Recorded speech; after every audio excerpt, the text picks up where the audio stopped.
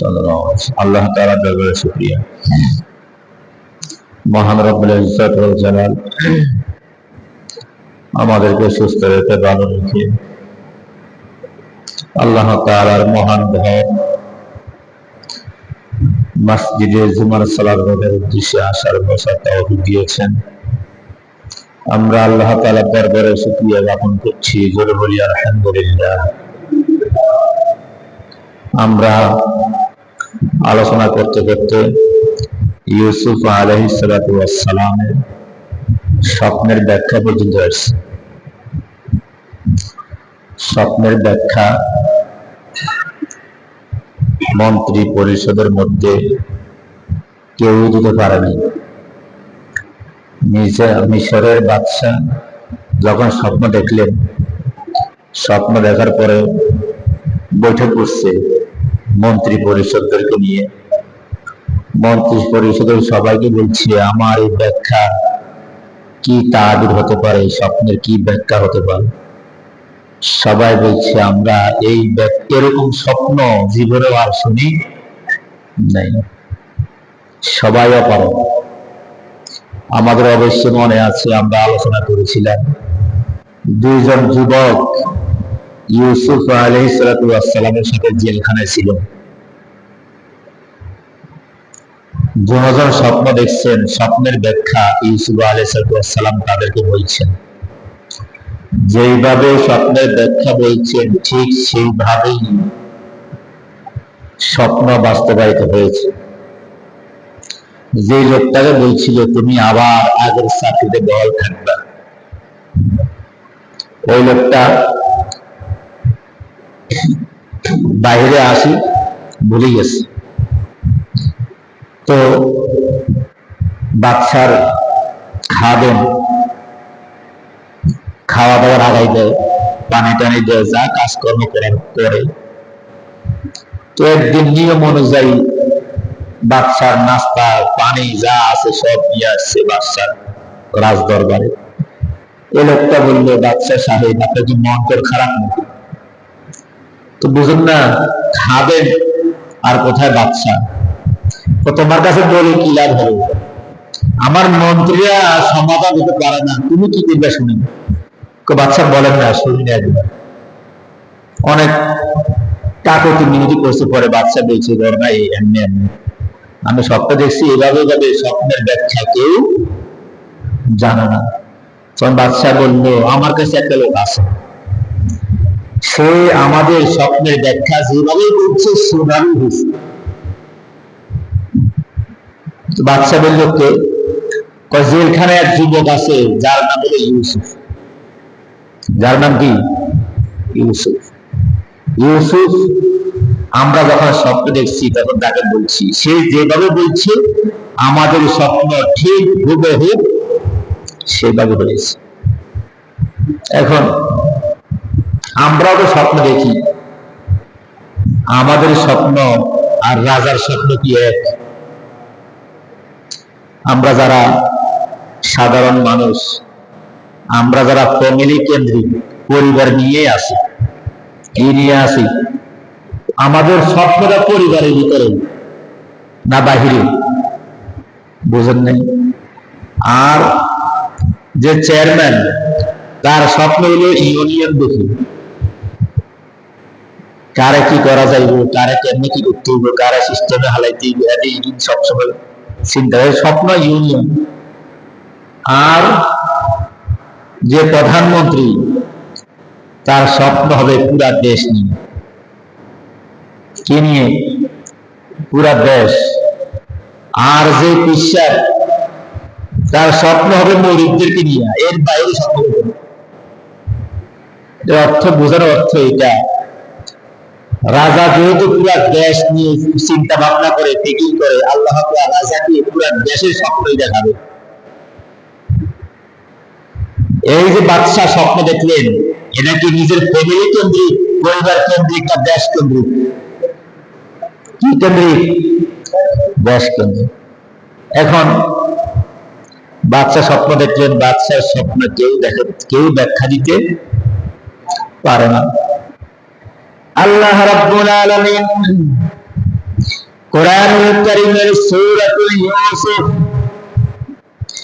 48 নম্বর আয়াতে আল্লাহ তাআলা বলেন, وقال الملك ائتوني به فلما جاءه الرسول قال ارجع إلى ربك فاسأله ما بال النسوة التي قطعن أيديهن إن ربي كيدهن عليم। কি বলছেন? বাদশাহ যখন এই বিস্তারিত কথা বলছেন, ওই খাদেম বলার পরে বাদশাহ বলল, ওয়াকাল আল মালিক উতুনি বিহি, বাদশাহ বললেন যাও তাকে নিয়ে আসেন, জেলখানা থেকে নিয়ে আসেন। ফালাম্মা জাআহুর রাসূল, যখন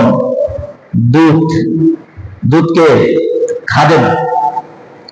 খাদেম গেলেন, সেখানে গিয়ে হাজির, বললেন ক্বালা রজি' ইলা রাব্বিকা ফাসআলহু মা বালুন নিসওয়াতিল্লাতী কাত্তা'না আইদিয়াহুম। ইউসুফ আলাইহিস সালামের কাছে গিয়ে বললেন, বাদশা বলেছে তোমাকে যাওয়ার জন্য। ইউসুফ আলাইহিস সালাম বললেন, তুমি গিয়ে বাদশাকে বলবা যে সমস্ত মহিলা আমার জন্য আমার দেখে হাত কাটছে, আমার অপবাদ দিছে, আমি কেমনে কাজ করছি, ওই সমস্ত মহিলাদের কি অবস্থা, যে সমস্ত মহিলারা আমার অপবাদ দিছে, জেলখানায় পাঠাইছে, ওই সমস্ত মহিলার কি অবস্থা, তাদের কি খবর। এটা কে বলছেন? ইউসুফ আলাইহিস সালাম। ইন্না রাব্বী বিকাইদিহিন্না আলীম, নিশ্চয়ই আল্লাহ তাআলা মহিলাদের ষড়যন্ত্র কি, তার সে আল্লাহ তাআলা ষড়যন্ত্র আরো কঠিন। এখন কথা হলো, ইউসুফ আলাইহিস সালাম এখান থেকে আমাদেরকে শিক্ষা নিতে হবে। ইউসুফ আলাইহিস সালাম ইচ্ছে করলে সঙ্গে সঙ্গে জেল থেকে বের হয়ে যেতে পারতেন, কিন্তু জেল থেকে বের হন নাই। তিনি ওই মহিলাদের খবর জিজ্ঞাসা করছেন, তাদের কি, তারা কোথায়, তাদের কি অবস্থা, কেন এই কথা জিজ্ঞেস করলেন? অবশ্যই কারণ আছে না নাই? কারণ হইল, যদি মহিলাদের খোঁজ খবর না নিয়ে বাইরের লগেই আবার শুরু ওই বাড়িছে। আমাদের দেশে আসে না, যদি জেলখানায় কোনো খনি ঢুকে, কোনো দর্শক ঢুকে, কোনো মামলার আসামি ঢুকে, তারা কি বাইর করা হয়? ফুলের মালা দিয়ে বাইর করা, যদি সে নির্দোষ হয়। আর যে দোষী হয়, মানুষ তাকে দোষী সাব্যস্ত করে। এই জন্য ইউসুফ আলাইহিস সালাম চাচ্ছেন যে আমি যে জেল থেকে বাইর হইব, যেন কোনো মহিলা আমার অপবাদ দিতে না পারে, আমি সুন্দর জেল থেকে বাইর হইব, এর আগে আমি জেল থেকে বাহির হব না। তখন বাদশা গিয়া বলল যে ইউসুফ আলাইহিস সালাম এমনি এমনি বলছে। তখন ক্বালা মা ফাদতুকুন্না ইয রাওয়াতুন্না ইউসুফ আন নাফসি, তিনি বললেন, যারা ইউসুফ আলাইহিস সালামের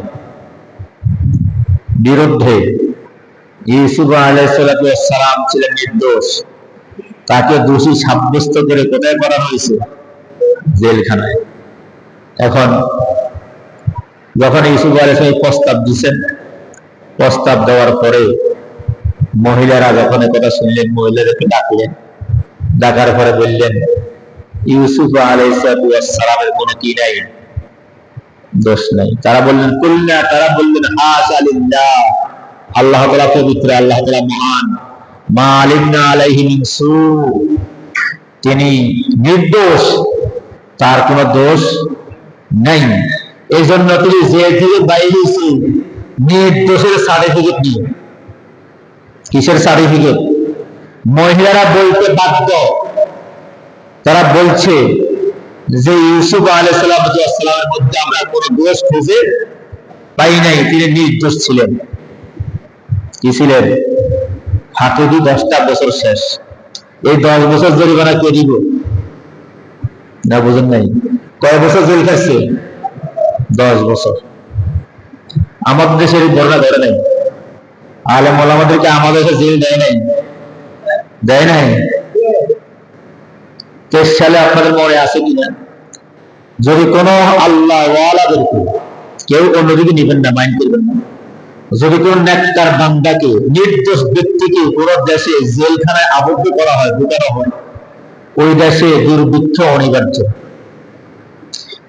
এটা কি কোরআনের বাইরে না ভিতরে কথা? ইউসুফ আলাইহিস সালাম দোষীরা নির্দোষ, কি ছিলেন? নির্দোষ ব্যক্তিকে কোথায় ঢুকিয়েছেন? জেলখানায়। আল্লাহ তাআলা দুর্ভিক্ষ দিছে, 7 বছর দুর্ভিক্ষ। কয় বছর? 7 বছর ফসল জমা করবে, খাবে, আর বাকি 7 বছর দুর্ভিক্ষের মোকাবেলা করবে আল্লাহ তাআলার নির্দেশ অনুযায়ী। না আমরা স্বয়ং সম্পূর্ণ এটা বলা যাবে? আমরা সিডের মোকাবেলা করেছি, আমরা টর্নেডোর মোকাবেলা করেছি, আমাদের ক্ষমতা আছে, এরকম বক্তব্য আমরা শুনছি তো? না শুনি নাই? বুঝেন নাই? আমরা স্বয়ং সম্পূর্ণ আমরা মোকাবেলা করছি, আল্লাহ তাআলার সামনে মোকাবেলার ক্ষমতা কারো নেই।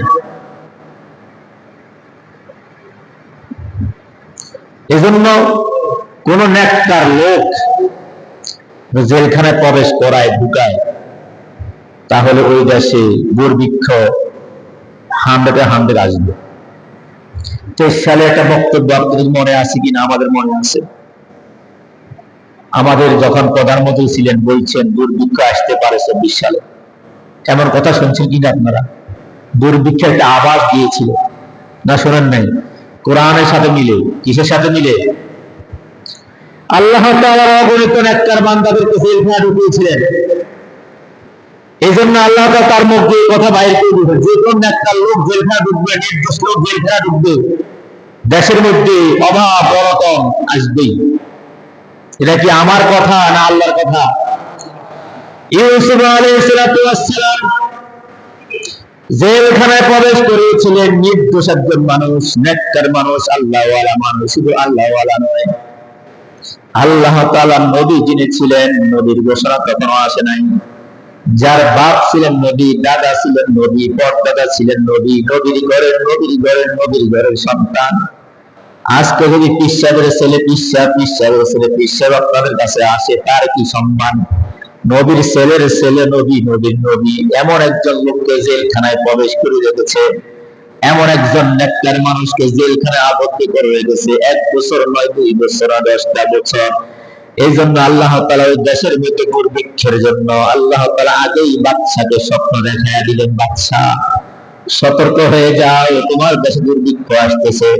যদি দুর্ভিক্ষ যদি তুমি রোখাইতে না পারো, সরঞ্জাম যদি জোগাড় করে না রাখতে পারো, জনগণ তোমার পিঠের চামড়া রাখবে না। একদিন যদি খাবার না থাকে, একদিন গ্যাস না থাকে, একদিন কারেন্ট না থাকে, আমাদের কি অবস্থা? আর ওই 7 বছর দুর্ভিক্ষ থাকে, জনগণের কি অবস্থা হবে? এই জন্য আল্লাহ স্বপ্ন দেখাই দিলেন, আগে রবিবার প্রস্তুত হবে। যদি আপনারা শোনেন দেশের মধ্যে আলু নাই, আপনারা এখন শুনবেন, একটু পরেই বাজারে করতে শুরু করবেন, কে কয় বস্তা আনবেন জমা করার জন্য। আর আল্লাহ তাআলা আবাস দিয়ে দিলেন 1 বছর নয়, 2 বছর নয়, 7 বছর দুর্ভিক্ষ লাগবে। তাহলে এবার মনে করেন বাচ্চা যখন এই স্বপ্নের ব্যাখ্যা শুনবে, বাচ্চার কি হালত, কি অবস্থা হবে? স্বপ্নের ব্যাখ্যা কেউ জানে না, জানে কে? ইউসুফ আলাইহিস সালাম। ইউসুফ বলছেন আমার কোনো ক্ষমতা নাই, আমার কোনো শক্তি নাই, আমার কোনো অন্তর নাই, তাকাব্বুরি নাই, আমার কোনো এই যে আমার কোনো হস্তক্ষেপ নাই। আল্লাহ তাআলা আমার যা বলে আমি সেটাই বলি। এই ব্যাখ্যার মধ্যে আমার কোনো বাহাদুরি নাই, তাকাব্বুরি নাই, অহংকার নাই, এসব আমার আল্লাহ বলে। কে বলে? এখন ওই মহিলাদের সার্টিফিকেট দিলেন, যেহেতু মহিলা কেলেঙ্কারিতে ঢুকছেন। কিসের কেলেঙ্কারি? মহিলাদের অপবাদ নিয়ে জেলখানায় ঢুকলেন। এই জন্য ইউসুফ আলাইহিস সালাম চাচ্ছেন আমি মহিলাদের থেকে সাক্ষ্য নিয়া তারপরে জেলখানা থেকে বাইর হবো, নির্দোষ হইয়া, ফুলের মতো পবিত্র হইয়া আমি বাইর হব। দোষী হইয়া আমি বাইর হতে চাই না। যদি আমি দোষী হইয়া বাইর হই, যতই স্বপ্নের ব্যাখ্যা দিব সবাইকে বই হাতে না, তাহলে আমি দেশের খাদ্যমন্ত্রী হতে পারবো না, দেশের ভূমি মন্ত্রী হতে পারবো না, আমারে কেউ বিশ্বাস করবে না, বলবে ওই জোলাই খাল্লাবে। না বুঝুন না, না বুঝুন না। এই জন্য নির্দোষ হইয়া মহিলাদের স্বার্থ হইয়া আমি যেখানে বলবো সবাই বলে আমি নির্দোষ, তাহলে সবাই আমার বিশ্বাস করবে। যে ব্যাখ্যা আমি যে ব্যাখ্যা 100 সঠিক, তারপর ব্যক্তির কারণে মানুষের মনে খারাপ ধারণা আসতে পারে, এই জন্য আমি ওদের স্বার্থ হইয়া বাইরে যেন কোনো খারাপ মন্তব্য করতে। এই জন্য মহিলারা কি বললেন, আল্লাহ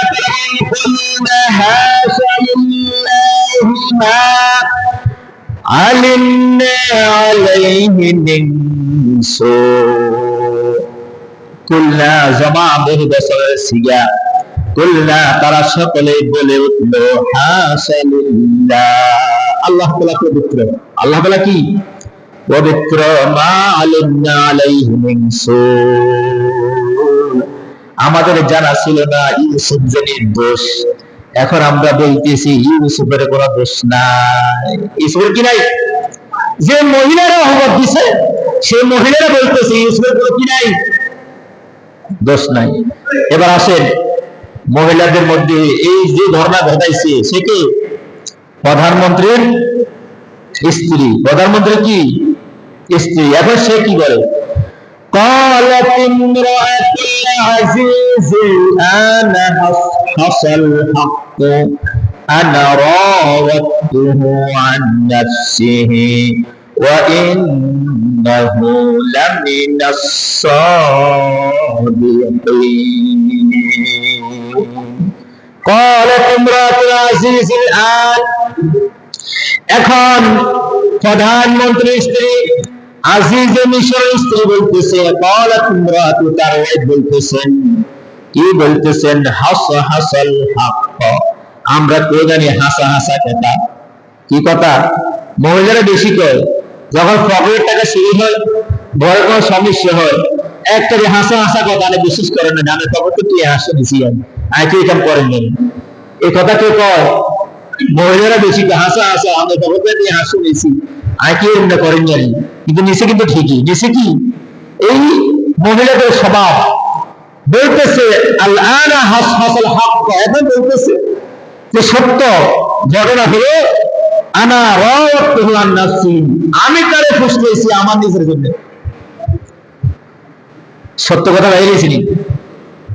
মহিলা মিশরের প্রধানমন্ত্রীর স্ত্রী, তিনি বলতেছে ইউসুফের কোনো দোষ নাই, ইউসুফকে আমি আমার দিকে আকৃষ্ট করার জন্য যা করা দরকার সব আমি করছি।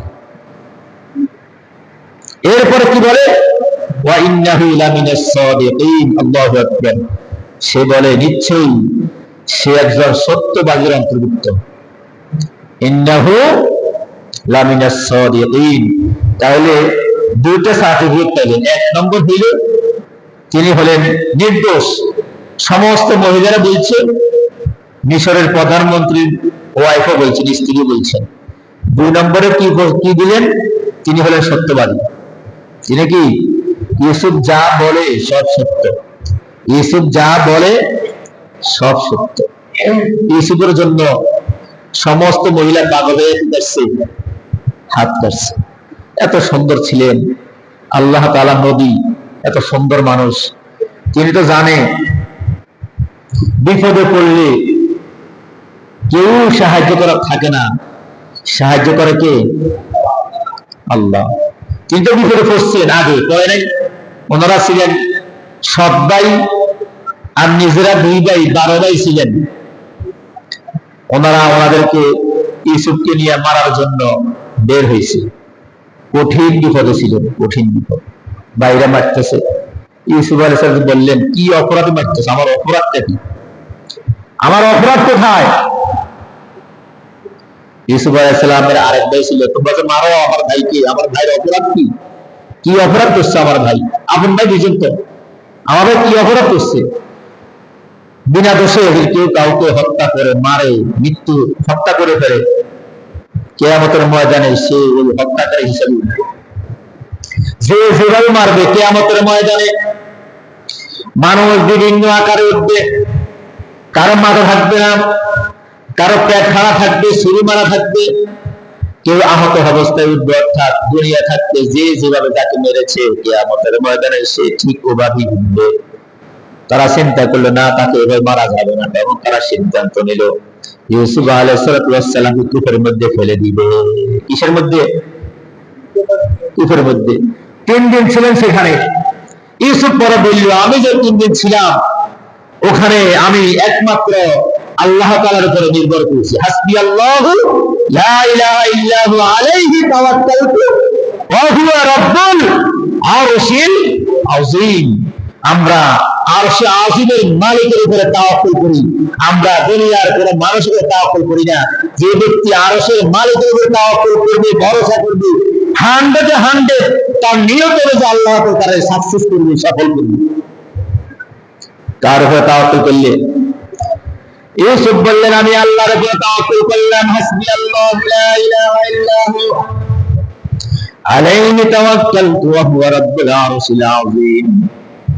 যখন আমি আল্লাহর উপর তাওয়াক্কুল করলাম, আল্লাহর উপর ভরসা করলাম, যিনি আরশে আযীমের মালিক, আল্লাহ তাআলা আমারে এমন ভাবে খাওয়াইছেন জান্নাতি খাবার, 3 দিন এত মজা করে খাইছি, জীবনে আর কোনোদিন এত মজা করে খাইতে পারি না। সুবহানাল্লাহ। বান্দি জান্নাতি খাবার খাওয়াইছে। এরপরে সেকেন্ড টাইম, দ্বিতীয়বার যখন বিপদে পড়লেন জুলাইখার সাথে, তখন আল্লাহর কাছে সাহায্য চাইলেন, আল্লাহ আমাকে সাহায্য করেন। আল্লাহ তাআলা বললেন, ইউসুফ সেখানে সাহায্য করেছি, সেখানে তোমার কেউ দেখে নাই, আমি আল্লাহ সেখানে সাহায্য করেছি। এখানে তুমি একটা বিপদে পড়েছো, সাক্ষী আছে, মানুষ দেখছে, এখানে আমি সরাসরি তোমার সাহায্য করব না। তুমি একটু হরকত করো, লড়াচড়া করার চেষ্টা করো, তুমি চেষ্টা করার মালিক আর আমি সাহায্য করার মালিক, এজন্য আমাকে তো চেষ্টা করতে হবে। ইউসুফ কি চেষ্টা করলেন? আহ্বান দিলেন, তার রুমের মধ্যে 6 তলা দিয়ে উপরে নিয়ে গেলেন। নিয়ে যাওয়ার পরে ইউসুফকে বিভিন্ন ধরনের ফুসলালেন, রাজি করার চাইলেন, ইউসুফ রাজি হলেন না। আল্লাহ তাআলা বলেন, আমি ডাইরেক্ট তোমার সাহায্য করতে পারি, করবো না, তুমি চেষ্টা করো।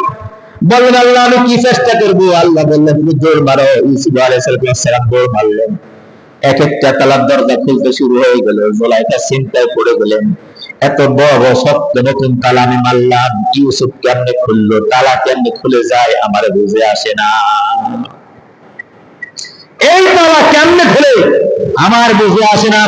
আপনি চেষ্টা করার মালিক, বর্ণনা করার উদ্দেশ্য হলো আপনি অভাবে পড়বেন, মুসিবতে পড়বেন, বিপদে পড়বেন, সমস্যায় পড়বেন, যে অবস্থা আপনি থাকেন না কেন, ভরসা করবেন কার উপরে? আল্লাহ ছাড়া আমাদের আর পৃথিবীতে কেউ বাঁচাইতে নাই। যেইভাবে আল্লাহ তাআলা ইউসুফকে বাঁচাইছেন, ইউসুফের তাওয়াক্কুলের কারণে, ইউসুফের ভরসার কারণে, ইউসুফের ভরসা 100 ছিল তার উপরে। এই জন্য আল্লাহ তাআলা বড় তাআলা ছোট তাআলা ফ্যাক্টর নয়। আল্লাহ তাআলা তাওয়াক্কুল অনুযায়ী এর চেয়ে আরো বড় বড় বিশাল বিশাল তালা মারত। আল্লাহ তাআলার পক্ষে তালা খোলা সম্ভব কি সম্ভব না? আল্লাহ সে ক্ষমতা আছে না নাই? এই জন্য ইউসুফ আলাইহিস সালাম দ্বিতীয়বার বিপদে পড়ার পর আল্লাহ তাআলাকে সাহায্য চাই, আল্লাহ তাআলা ডাইরেক্ট সাহায্য করেন না, বলছেন চেষ্টা করো। আমরাও যখন কোনো বিপদে পড়বো আমরা চেষ্টা করব দেওয়ার মালিককে। এই জন্য ইউসুফ আলাইহিস সালাম ডাইরেক্ট জেলখানা থেকে বের হতে চেয়েছিলেন, কিন্তু ডাইরেক্ট বের হন নাই। আমি আর আপনি হইলে সুযোগ পাইলে বের পারতাম, আর কলম করে জীবন নিয়ে সারা জীবন বেঁচে থাকতাম। এই বাঁচার কোনো দাম আরো জোরে। এই জন্য 2টা সার্টিফিকেট পেলেন মহিলাদের থেকে। 1 নম্বর সার্টিফিকেট হলো তিনি নির্দোষ, তার কোনো দোষ নাই। মহিলারা নিজেরাই বলছে আমরা তার ভিতরে কোনো দোষ খুঁজে পাই নাই, তিনি নির্দোষ। তাহলে 1 নম্বরে নির্দোষ প্রমাণিত হলেন। 2 নম্বরে মিজাজে আসে, মিশরে আসিস স্ত্রী বললেন ইন্নাহু লামিনাস সাদিকিন, তিনি যা বলেন তিনি সত্য বলেন, ইউসুফ কোনোদিন মিথ্যা কথা বলে না। তাহলে 2 নম্বর সার্টিফিকেট নিলে তিনি সত্যবাদী, তিনি নির্দোষ। তাহলে ইউসুফ এবার জেল থেকে বের হতে পারে, আর কোনো অসুবিধা আরো জোরে। এরপরে আল্লাহ তাআলা বলেন 52 নম্বর আয়াত সূরা ইউসুফ, যালিকা লিয়া'লামা আন্নী লাম আকুনহু বিল গায়বি ওয়া আন্নাল্লাহা লা ইয়াহদি কাইদাল খাইন। এরপরে ইউসুফ আলাইহিস সালাম বলেন, যালিকা লিয়ালামাল, কেন আমি এটা করলাম? যালিকা, এটা লিয়ালামা, এই জন্য আমি করলাম।